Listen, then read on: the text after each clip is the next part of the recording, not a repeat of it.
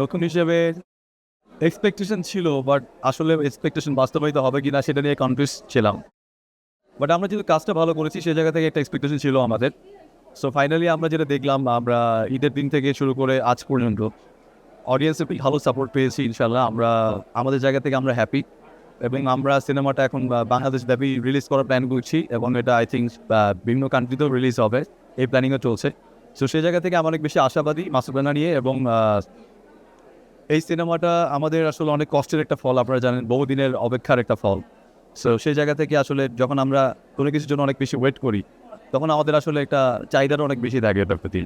কারণ আমরা জানি যে সবুরে মেওয়া ফলে, সো মেওয়াটা অনেক খেতে মিষ্টি হয়, এটার জন্য আসলে ওয়েট করছিলাম। সো আই থিঙ্ক আমরা মিষ্টি মেওয়া খেতে পেরেছি, এবং এবং সামনে আমরা এটা থেকে ইন্সপায়ার্ড হয়ে আর ভালো কাজ করব। যখন আপনাকে কেউ প্রশংসা করবে যে আপনি ভালো করেছেন, আরও ভালো করতে পারবেন, তখন আপনার আপনার আই থিঙ্ক ক্যালিবারিটি স্কিল আরও বাড়াতে হচ্ছে। এটা একটা প্রেশার থাকে। আমি শুনতাম সেলিব্রিটিরা বলতো, আমাদের মেগাস্টার সুপারস্টারগুলো যারা আছেন সবাই বলতো যে এরপরে আরও ভালো কাজ করব এবং আপনাদের এক্সপেকটেশন ফিল আপ করবো। সো আমার মনে হয় যে তারা আসলে রাইট কথাই বলছেন, এটা আসলে এখন আমি বুঝতে পারছি। করোনা বা যে কোনো ভাইরাসের এগেনস্টে ফাইট মানি ব্যাকট্রলের লেফট রাইট। যে যখন অডিয়েন্স কোনো কিছু সুনাম করে, তখন নিজের কাঁধে একটা প্রেশার পড়ে যে এর থেকে আরও বেটার কাজ করতে হবে, যেন আরও বেশি সুনাম করে। বেসিক্যালি রাসেল রানা আমার নেক, আর আমি মাসুদ রানা টাইটেলে সিনেমা করেছি।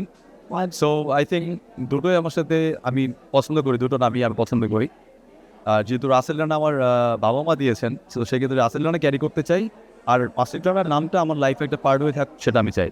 আলটিমেটলি তো যে যার মতো লাইফ লিড করে, বাট এই জায়গা থেকে মানুষের ব্যস্ততার মাঝখানেও যখন আপনাকে নিয়ে মানুষ একটা কথা বলছে, বা স্ট্যাটাস দিচ্ছে বা কমেন্ট করছে যে ভালো করছো, আরও ভালো করে এগিয়ে যাও, সো আই থিঙ্ক এটা আসলে অনেক বড় একটা।